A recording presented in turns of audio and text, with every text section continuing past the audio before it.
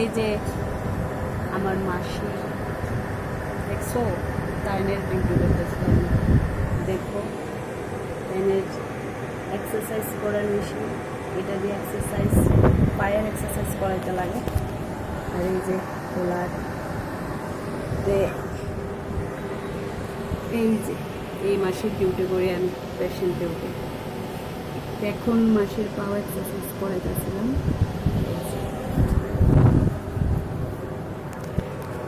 কিবা তো করে আমরা দেখাতেছি, এই যে